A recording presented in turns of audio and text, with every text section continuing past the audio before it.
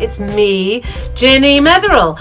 I am a traditional witch and I have studied witchcraft all my life. Today's video is part of my Elemental Witchcraft series, which is looking at the 4 great elements, which I'm sure, as you know, are earth, air, fire and water. Lighting a candle, using a smudge stick, sprinkling salt, or washing your hands. All of these use earth, air, fire and water, and these are the basic elements that you would use in witchcraft. So this video is something of a Witchcraft 101, so that we can learn these elements and use them on our path. So today's video is obviously going to look at water.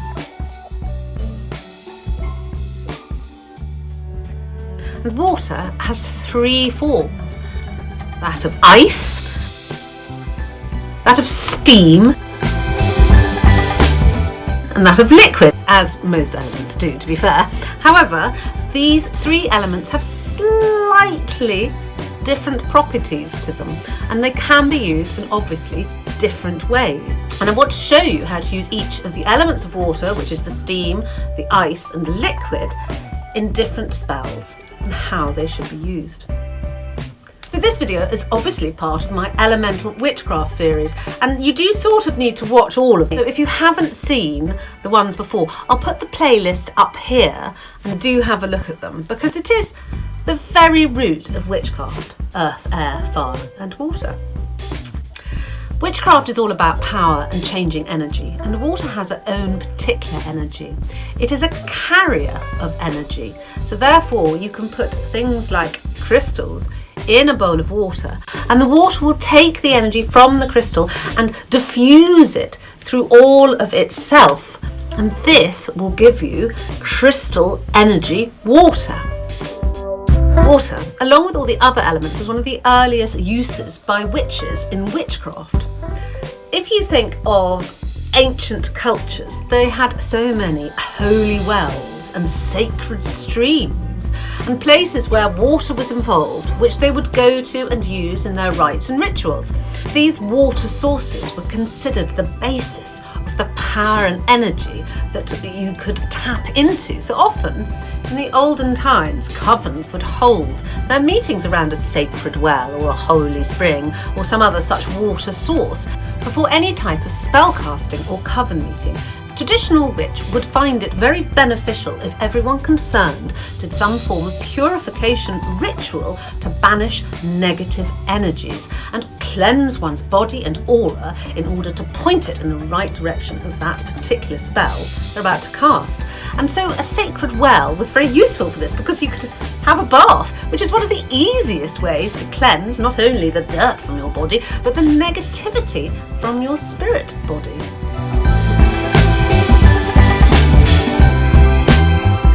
Bathing, of course, ensures that your body is surrounded completely by the water source, and this can therefore cleanse every single part of your body and your spirit body, which is the important thing here. This is one of the reasons why the Christian faith took full immersive baptism into its rituals and rites, because it was taken literally from the pagan, as most of their rituals are, in fact, taken from the pagan. They recognised that water cleansed not just the body, but the soul too, or we would call it the spirit body. And in fact, witches, when they first got hold of their tools of their craft, for example, if they bought a new cauldron, like I did the other day, watch my cauldron video, I'll put it up here and you can see how I cleansed it.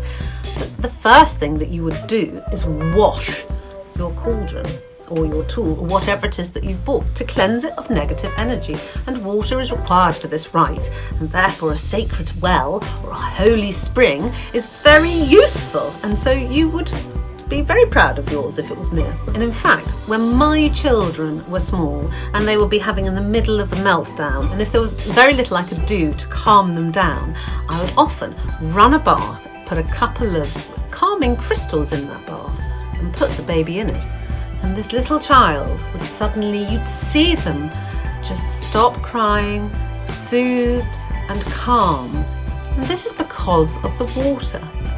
A hot bath soothes your soul And even now, there are younger teenagers and they get very overset as a teenager. I'll often give them a bath and a hot chocolate in it, and that soothes their soul.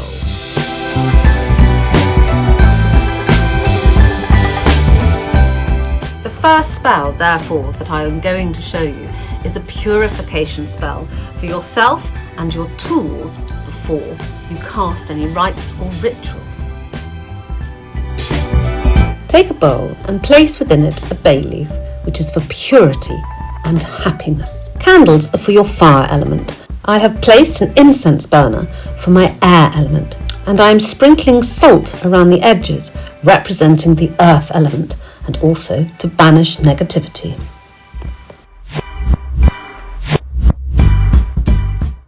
Now, of course, the star of the show, I'm going to fill the bowl with warm spring water. The warmth is just for comfort, actually, not necessarily part of the spell.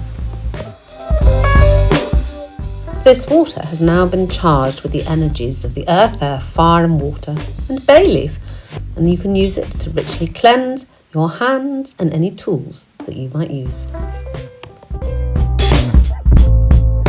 The second part of water that we're going to look at is its steam. But I like it when I use it in conjunction with other parts of my craft, and I can use it to bring that spell into my body, so that if I breathe in steam, which has dissolved varying energies into it, I'm taking it right into the root of my heart and lungs. The steam gets released into my blood, and every single part of my body is blessed by the energies of that spell. In order to show you what I mean, my next spell is going to be a third eye magnifier spell.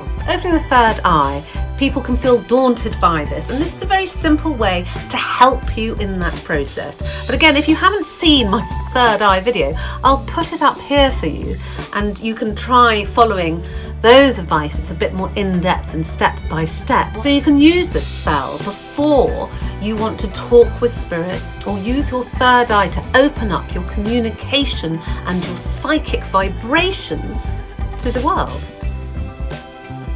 The ingredients for this spell are pretty simple. I'm going to use my incense burner to represent the air element floating around.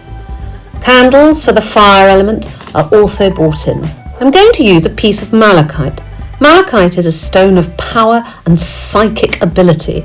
It will enhance your third eye opening and any psychic communication that you may wish to have. Lastly, we're going to add some salt into the mix for the earth element, and also again for purification. And I'm going to mix it all up in a teacup. Take your malachite and place the malachite in your cup. The next element we're going to add is the salt element, which banishes all negativity and helps purify and cleanse all that it touches. It is also part of the earth element, and so useful in this spell. Fill up your cup with water from a boiling kettle. And gently let the steam go round your face. It sometimes helps to rub the area of your third eye before bathing it in the steam. I can feel that my eye has changed, my third eye has changed slightly, and it is more aware. And that's in due part to not only the steam, but the malachite, the salt, the incense, and the fire. I want to know how you get on with this spell. Let me know in the comments below. A lot of people say that the third eye is difficult to open. No, it's not. It's just that you don't realise that you've opened it.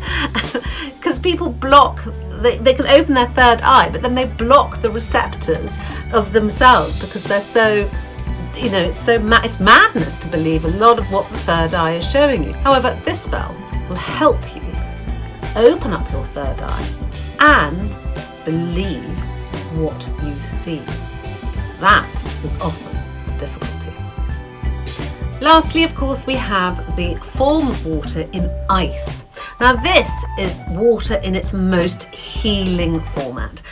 Of course, we have used ice to reduce inflammation, to cool fevered brows. Remember those sort of big ice packs that people put on their head? So wonderful. It's a very healing, soothing and calming, because it's still, as a calming energy, part of water. What I really enjoy doing is giving babies crushed ice, because they absolutely love it. Sometimes they get an ice cream headache because they eat it so much. Hot tip for ice with calming and soothing is that if you have a baby who is crying because they're overtired and overset or just not happy, give them a few chunks of crushed ice, little ones that they can pick up and put in their mouths, and I promise you that they will stop. It's a great trick, that one, and I recommend it heartily. So my final spell is using the ice element, and this is a spell to aid healing. So as you can see, I have a bowl with some ice chips within it. To the ice chips, I'm going to add some essential oil, that of the wonderful herb rosemary. Traditionally, rosemary was burnt as incense in houses that were stricken with illness, providing support for the sick and the infirm.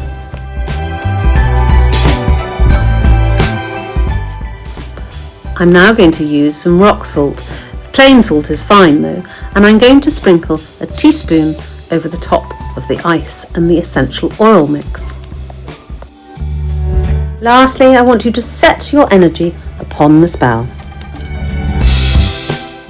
This is an excellent bowl to place in a sick person's bedroom, for it will provide the cooling and soothing properties of the ice.